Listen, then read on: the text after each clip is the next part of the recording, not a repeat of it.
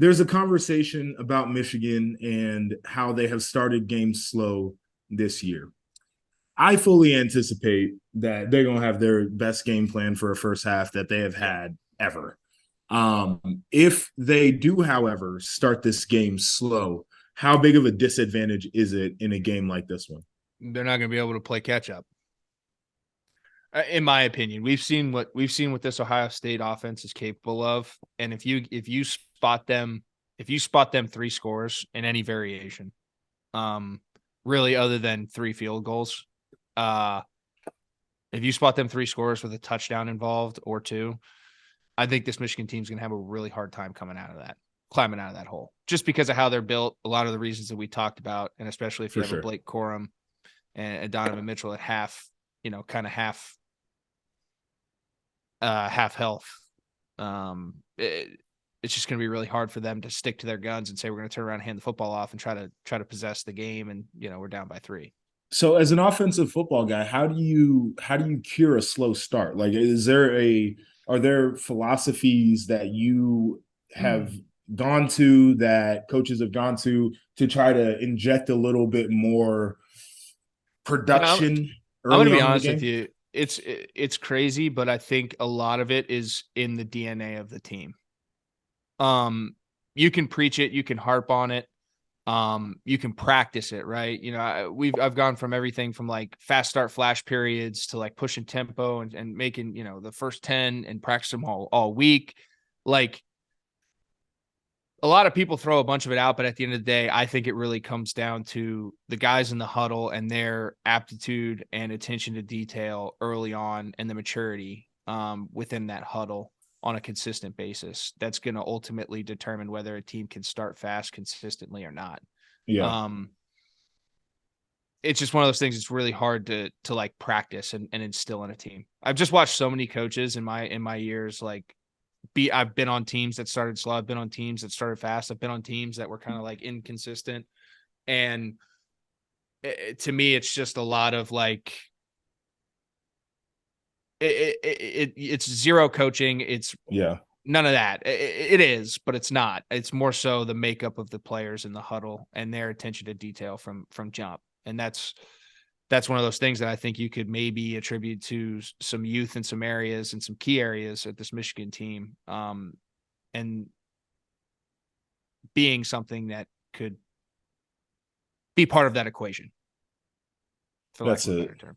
I think Yeah. it's really interesting to me because I've always kind of wondered what the calculus behind, getting off to a great start. Yeah. What does that actually look like, Like, have a great game plan, maybe go in there. But the thing is like your ability to adjust on the fly. Like I've had teams where we literally script our first 10 plays. And whether it's Yeah. because you do it formationally and you're trying to get how they align to different formations and stuff, and you have guys upstairs taking notes, or whatever it is, present different motions, how they adjust.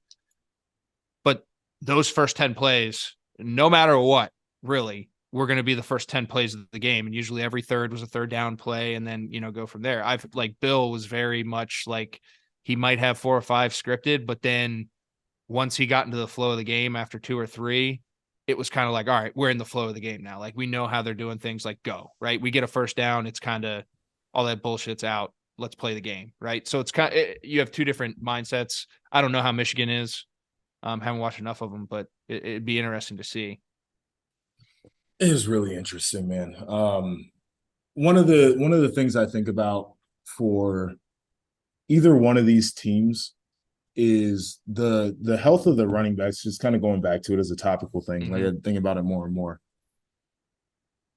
Their ability, like Michigan has played the second least defensive reps all year because they can eat the piss out of the clock, right?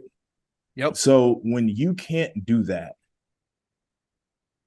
the total numbers, right? So total pass defense, total rush defense, total defense, they go up because of what you give up on average. So if you're used to playing, say 55 reps on defense and you end up playing 70, right? That's a huge swing. It's just there's so many different edges in this game Yep. that That's a I, great I'm point. I'm very intrigued by it. And for Ohio State, it's the same thing, dude. Like I'm Yeah. looking at the list here, and they've played the fifth least in the Big Ten reps on defense. Like, this becomes a little bit of a tenuous situation. Yeah. And the final thing is Michigan has not played in the horseshoe in a very long time. The last time they played in the shoe was 2018. Wow.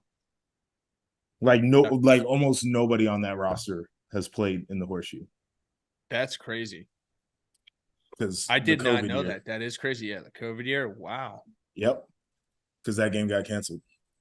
Wow. Wow.